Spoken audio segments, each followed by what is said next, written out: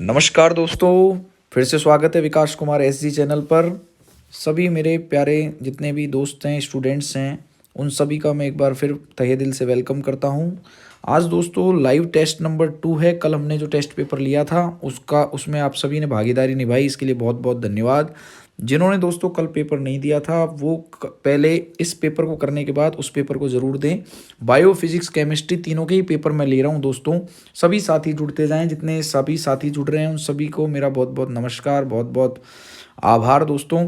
आप सभी अपना प्यार ऐसे ही बनाए रखें और अपना हित इस टेस्ट पेपर्स को देने में है, तो टेस्ट पेपर्स रोज़ दें दोस्तों। बायो फिजिक्स केमिस्ट्री, चाहे आप आरएस की तैयारी कर रहे हैं, चाहे आप एसआई की तैयारी कर रहे हैं, चाहे SSC GD group D Rajasthan police या REET first level second level जिसमें भी साइंस आती है दोस्तों, उन सभी के बारे में मैं यहाँ पर टेस्ट सीरीज चालू कर चुका हूँ, जिसका एक पेपर मैंने लिया था। कल कई दोस्तों ने जो है टेस्ट पेपर नहीं दिया था, तो वो भी उस पेपर को दें। आप चैनल पर आपको मिल जाएगा वीडियो में। और आज जो हम पेपर चालू करने वाले हैं, फर्स्ट क्वेश्चन आपकी स्क्रीन के सामने। जो भी दोस्त जुड़ते जा रहे हैं दोस्तों, उन सभी को मेरा बहुत बहुत नमस्कार है, बहुत बहुत धन्यवाद है जुड़ने के लिए। ठीक है, वीडियो को लाइक भी कर दीजिए दोस्तों, जिससे हम इस टेस्ट पेपर को चालू कर सकें। देखिए, पहला क्वेश्चन आपकी स्क्रीन के सामने है। वनस्पति शास्त्र का जनक है। ठीक है, बॉटनी से क्वेश्चन लिया है मैंने, बायोलॉजी का सवाल है। वनस्पति शास्त्र के जनक है, फादर ऑफ बॉटनी, ये कौन है? ए ऑप्शन है आपके सामने अरस्तु, बी ऑप्शन है थियोफ्रेस्टस, सी ऑप्शन है लेमार्क और डी ऑप्शन है प्लेटो। फटाफट दोस्तों इसका आंसर दीजिए। इन चारों में से कौन सा आंसर जो है आपका है? अरस्तु ने दिया था, अरस्तु इसके फादर माने जाएंगे, थियोफ्रेस्टस माने जाएंगे, लेमार्क माने जाएंगे, प्लेटो माने जाएंगे। फटाफट अपना आंसर दें, मैं आपका वेट कर रहा हूँ। 20 सेकंड बस आपके पास है दोस्तों, 20 सेकंड में आपको अपना आंसर देना है। वनस्पति शास्त्र का जनक कौन सा है? अरस्तु, थियोफ्रेस्टस, लेमार्क या प्लेटो? ऑप्शन बताइए आप answer A B C D में। बिल्कुल, अधिकतर स्टूडेंटों के आंसर बी आ रहे हैं, थियोफ्रेस्टस, और बिल्कुल सही है दोस्तों, राइट आंसर इज बी। ठीक है, थियोफ्रेस्टस जो है वो वनस्पति शास्त्र के जनक है। लेकिन अगर हम अरस्तु की बात करें, दूसरे ऑप्शन पर अगर हम गौर करें दोस्तों, तो अरस्तु जो थे, उन अरस्तु ने दोस्तों क्या किया था? अरस्तु एक दार्शनिक थे, वैज्ञानिक बाद में बने। अरस्तु ने जंतु विज्ञान का जनक उसको माना जाता है, जंतु विज्ञान की खोज की थी। जंतु विज्ञान का जो जनक है वो दोस्तों अरस्तु को माना जाता है। और थियोफ्रेस्टस जो है वो बॉटनी यानी वनस्पति शास्त्र के जनक माने जाते हैं। ठीक है, लेमार्क की अगर बात करें तो लेमार्क वाद दिया था, लेमार्क ने लेमार्क वाद दिया था। और इसके अलावा जो प्लेटो है ये साइड में चले गए, ये अलग ही वैज्ञानिक है। इन तीन ऑप्शनों की बात करें जो कि बायोलॉजी से संबंधित है, अरस्तु जंतु विज्ञान के जनक, थियोफ्रेस्टस वनस्पति विज्ञान के जनक, और लेमार्क जो है उन्होंने लेमार्कवाद दिया था बायोलॉजी के अंतर। ठीक है, तो समझ गए होंगे आप। तो हमारे पहले क्वेश्चन का जो आंसर है वो है थियोफ्रेस्टस। जिनका भी आंसर सही है उन सभी को बहुत बहुत धन्यवाद दोस्तों। सभी का नाम मैं नहीं लूँगा यहाँ पर, क्योंकि उससे टाइम जाया होता है। आप क्वेश्चंस पर ध्यान दीजिए।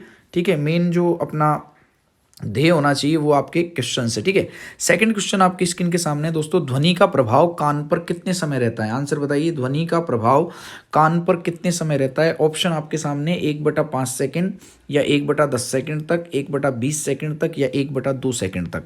जो भी ध्वनि हमारे कान में आती है, प्रतिध्वनि होकर, परावर्तन होकर जो भी ध्वनि हमें सुनाई देती है दोस्तों, कान पर उसका जो इफेक्ट है वो कितने टाइम तक रहता है, इस क्वेश्चन में पूछा गया है। और ये क्वेश्चन जो है एसएससी में कई बार आया हुआ है, एसएससी जीडी में भी कई बार आया हुआ है, 10+2 में भी आया हुआ है। अच्छा सवाल है, आंसर बताइए। 1.5 सेकंड तक, 1.10 सेकंड तक, 1.20 सेकंड तक, 1.2 सेकंड तक।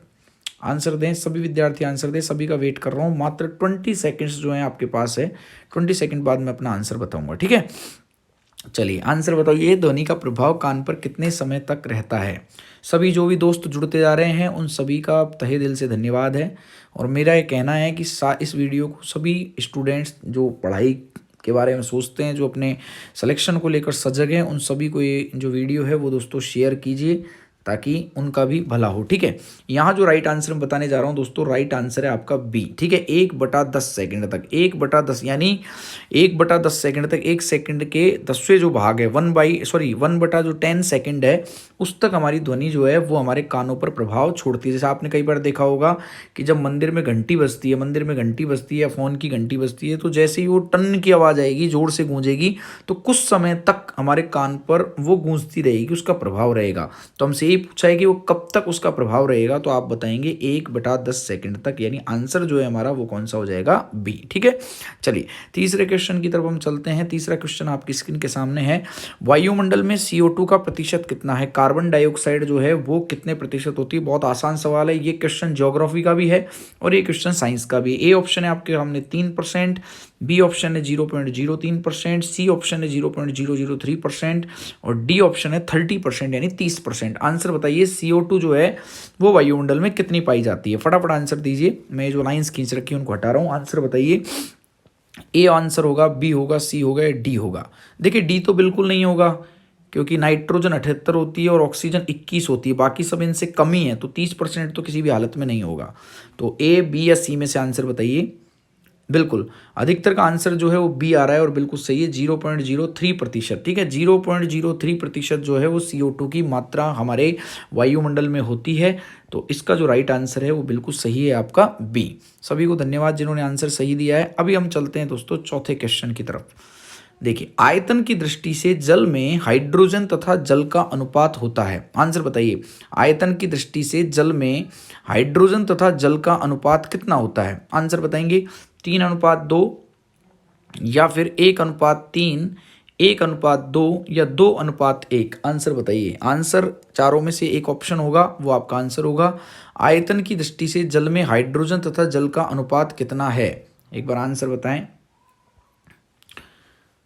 देखिए, इसका जो राइट आंसर है वो है दोस्तों, हाइड्रोजन और जल का जो अनुपात होगा वो होगा दोस्तों 2:1। कितना होगा, 2:1। ठीक है, क्योंकि हाइड्रोजन के कितने अणु होते हैं, 2 हाइड्रोजन के अणु होते हैं और एक जो है वो जल का अणु होता है। 2 तो हाइड्रोजन के अणु होंगे और एक जो है जल का अणु होगा। तो इसका जो राइट आंसर है वो हमारा हो जाएगा दोस्तों डी। ठीक है, आप जानते हो पानी का जो सूत्र होता है वो H2O है, H इसमें 2 हैं और ऑक्सीजन जो है वो 1 है। तो यहाँ जो आंसर हो जाएगा वो हमारा डी हो जाएगा, 2:1। ये हमारा चौथा क्वेश्चन दोस्तों कंप्लीट हुआ। अब हम पांचवें क्वेश्चन की तरफ चलते हैं। देखिए, पांचवा क्वेश्चन जो है आप केमिस्ट्री से भी मान सकते हैं, केमिस्ट्री का क्वेश्चन है। जल की स्थायी कठोरता को दूर करने के लिए, जल की जो स्थायी कठोरता होती है, जैसे आपने सुना होगा मृदु जल और कठोर जल, तो जो कठोर जल होता है उसकी कठोरता को दूर करने के लिए हम क्लोरीन उपयोग में लेंगे, पोटेशियम लेंगे, आयोडीन लेंगे या फिर सोडियम कार्बोनेट लेंगे। आंसर बताइए, चारों में से कौन सा आंसर होगा। जल की स्थायी कठोरता दूर करने के लिए हम किसका उपयोग करेंगे, फटाफट आंसर दीजिए। कई विद्यार्थियों का यहाँ पर दोस्तों ए आंसर आ रहा है, कई का आंसर यहाँ पर बी भी है, सी भी है।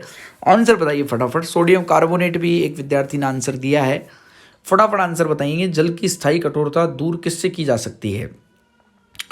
चलिए देखिए, इसका जो आंसर है दोस्तों सभी विद्यार्थियों ने दे दिया। आपकी 20 सेकंड्स कंप्लीट हो गई। अभी इसका जो आंसर है मैं बताने जा रहा हूं। जल की स्थायी कठोरता को दूर करने के लिए हम उपयोग करते हैं दोस्तों क्लोरीन का। किसका उपयोग करते हैं, क्लोरीन का उपयोग करते हैं। मैं आपको बता दूं, क्लोरीन जो गैस होती है, इस क्लोरीन गैस का उपयोग Cl2, क्लोरीन गैस का जो उपयोग है दोस्तों, ये बहुत बड़े जल के शुद्धिकरण या निर्जमीकरण, निर्जलीकरण नहीं, निर्जलीकरण यानी तो शरीर दोस्तों पानी की कमी होता है, निर्जमीकरण यानी होता है, ध्यान से सुनिएगा, निर्जमीकरण यानी डिस्टिलेशन यानी पानी का शुद्धिकरण करने में क्लोरीन गैस का उपयोग किया जाता है। इसके अलावा आपने अगर एक यौगिक का नाम सुना हो CaCl2, जिसको आप ब्लीचिंग पाउडर भी बोलते हैं, उसमें भी ये देखो CaOCl2 ये आ रहा ना लास्ट में Cl2। तो ये क्लोरीन जो है ये जल की स्थायी कठोरता को दूर करने में काम आता है। ठीक है, तो राइट आंसर यहाँ पर कौन सा हो गया है दोस्तों, ए हो गया है। जिन विद्यार्थियों ने ए बताया उनका बिल्कुल सही है। ठीक है, विरंजक चूर्ण यानी ब्लीचिंग पाउडर जिसका सूत्र है CaOCl2, वापस लिख देता हूं, आप अपनी कॉपी में नोट डाउन कर सकते हो। उसमें भी क्लोरीन होती है, वो भी जल की स्थायी कठोरता को दूर करने में काम आता है। और इसके अलावा अलग से क्लोरीन जो गैस होती है उसका उपयोग भी जल के शुद्धिकरण में होता है। तो राइट आंसर हमारा कौन सा हो गया है दोस्तों, ए हो गया है। ठीक है, चलिए कैसे क्वेश्चंस आपको लग रहे हैं वीडियो कंप्लीट होने के बाद में कमेंट्स बॉक्स में ज़रूर बताया करें दोस्तों, से मुझे मोटिवेशन मिलता है नए नए टेस्ट पेपर बनाने का। वीडियो कैसा लगता है नीचे कंप्लीट होने के बाद, अभी नहीं लाइव टेस्ट में, नीचे वीडियो कंप्लीट होने के बाद ज़रूर मुझे बताएं। ठीक है, क्वेश्चन है अगला, मृग तृष्णा बनने का कारण है। मृग तृष्णा बनने का कारण है, ए ऑप्शन अपवर्तन, बी ऑप्शन परावर्तन, सी पूर्ण आंतरिक परावर्तन, डी कोई नहीं। ये जो आपका फिजिक्स में टॉपिक है दोस्तों प्रकाश, लाइट, वहाँ से एक क्वेश्चन आया है। ठीक है, मृग तृष्णा बनने का जो कारण है वो क्या है। मृग तृष्णा को दोस्तों मृग मरीचिका भी बोलते हैं। क्या बोलते हैं, मृग मरीचिका भी बोलते हैं, मिराज का बनना भी बोलते हैं। तो आंसर बताएंगे, मृग मरीचिका जो है उसका रीजन क्या है, अपवर्तन है, परावर्तन है, या पूर्ण आंतरिक परावर्तन है, या फिर इनमें से कोई सा भी नहीं है, कोई चौथा ही है। आंसर बताएं फटाफट। बिल्कुल विद्यार्थियों के आंसर आ रहे हैं। चलिए, इसका जो राइट आंसर है वो है टोटल इंटरनल रिफ्लेक्शन, यानी पूर्ण आंतरिक परावर्तन। पूर्ण आंतरिक परावर्तन के कारण ही हीरा चमकदार दिखाई देता है। पूर्ण आंतरिक परावर्तन के कारण ही मृग तृष्णा, मृग तृष्णा मैं आपको बताता हूँ, मृग तृष्णा का मतलब है कि जो सड़क पे हम चलते हैं, जो सड़क पे हम चलते हैं तो हमको पानी होने का भ्रम होता है दोस्तों। क्या होने का भ्रम होता है? पानी होने का भ्रम होता है। सड़क पे हमको पानी नजर आता है, ऐसी स्थिति हो जाती है, भ्रमित होते हैं हम, तो वो पूर्ण आंतरिक परावर्तन की घटना पर आधारित है। तो ध्यान रखेंगे, मृग तृष्णा जो है उसका राइट आंसर जो है हमारा सी हो गया। और ये दोस्तों इतनी बार एग्जाम में आया जिसकी गिनती नहीं। आपका एसएससी का एग्जाम आप ले लीजिए, इसके अलावा आप आरएस का एग्जाम ले लीजिए, इसके अलावा आप बात करें जो है आपकी जो राजस्थान पुलिस की एग्जाम है उसमें भी ये सवाल पूछा गया है। रीट सेकंड लेवल जो है उसमें भी ये सवाल कई बार आया है, तो थोड़ा सा ध्यान रखेंगे। आंसर इज सी, पूर्ण आंतरिक परावर्तन। ठीक है, नेक्स्ट क्वेश्चन की तरफ बढ़ते हैं। 7वां क्वेश्चन देखिए, 7वां क्वेश्चन फिर से बॉटनी यानी वनस्पति विज्ञान से आ गया है, पादप जगत से। आलू किसका प्रकार है? ए ऑप्शन है आपके सामने प्रकंद, बी ऑप्शन है आपके सामने कंच, नहीं कंच नहीं है, ये थोड़ा मिसप्रिंट हो गया राइट राइटर से, ये ऑप्शन है कंद, माफी चाहता हूँ। ये जो आपका ऑप्शन है वो कंद है। ए ऑप्शन प्रकंद है, बी ऑप्शन कंद है, सी ऑप्शन घनकंद है, और डी ऑप्शन जो है वो शल्ककंद है। ठीक है, आलू जो है इनमें से किसका रूप है? आलू आपको पता है अच्छी तरह भूमिगत तना होता है। कौन सा तना होता है? आलू को जड़ नहीं मानते हैं आप, भूमिगत तना मानते हैं। लेकिन वो प्रकार किसका है? प्रकंद का है, या फिर कंद का है, या फिर घनकंद का है, या फिर शलकंद का है? आंसर बताएं। तो दोस्तों यहाँ राइट आंसर जो होगा, आलू जो है वो कंद का प्रकार है। किसका प्रकार है? कंद का प्रकार। आलू जो है कंद का प्रकार है। अगर हम हल्दी की बात करें, अदरक की बात करें, तो हल्दी अदरक जो होती है वो क्या होती है दोस्तों? प्रकंद होती है। लेकिन जब आलू की बात करते हैं तो वो क्या कहलाता है? कंद कहलाता है। तो राइट आंसर हमारा कौन सा हो गया दोस्तों? बी हो चुका है। ठीक है, क्लियर हो गई यहाँ तक आपको बात? चलिए ठीक है, अब हम चलते हैं अच्छा ये 10वां क्वेश्चन है, इसमें मिस प्रिंट हो रहा है नंबर। 10वां क्वेश्चन है, लसिका कोशिकाओं का निर्माण किस अंग में होता है? लसिका जो लिम्फ सेल्स होती हैं, ब्लड में हमारी लिम्फ सेल्स होती हैं लसिका कोशिकाएं, उसका निर्माण किस अंग में होता है? ए ऑप्शन यकृत है, बी ऑप्शन वृहदस्थि है, सी अग्नाशय है, डी ऑप्शन जो है आपके सामने प्लीहा है। फटाफट आंसर बताइए, यकृत, वृहदस्थि, अग्नाशय या फिर प्लीहा? आंसर फटाफट दें दोस्तों। और ये मैं आपको बता दूं, ये क्वेश्चन जो है एसएससी सीजीएल का क्वेश्चन है। सीजीएल प्री 2016 में आया हुआ सवाल है, तो ढंग से इस क्वेश्चन को आप देखें और आंसर देने का प्रयास करें। देखो, आंसर सबको देने, चाहे आपको आता हो चाहे नहीं आता हो, लेकिन अपने दिमाग से जो आपको सही लगता है वो आंसर जरूर दें। फिर सही तो मैं बताऊंगा ही आंसर। लसिका कोशिकाओं का निर्माण किस अंग में होता है? तो देखिए दोस्तों, सभी ने अपना आंसर दे दिया है। इसका जो राइट आंसर है वो है बी, वृहद अस्थि। जो बड़ी अस्थि होती है, वृहद अस्थि होती है हमारे ब्लड में, उसमें लसिका कोशिकाएं जो होती है वो बनती हैं। ठीक है, लसिका कोशिकाएं क्या होती है दोस्तों? लसिका कोशिकाएं ये होती है कि जैसे मान लो ये सेल है, आप समझ लीजिए थोड़ा सा, अगर नहीं जानते हैं तो ये सेल है, ये सेल है और ये सेल है। तो ये 3 कोशिकाएं आपके शरीर में। अब इन कोशिकाओं में से क्या है कि यहाँ पर जो स्पेस होता है, यहाँ पर जो जगह होती है उसको बोलते हैं हम अंतराकोशिकीय अवकाश या अंतराकोशिकीय स्थान।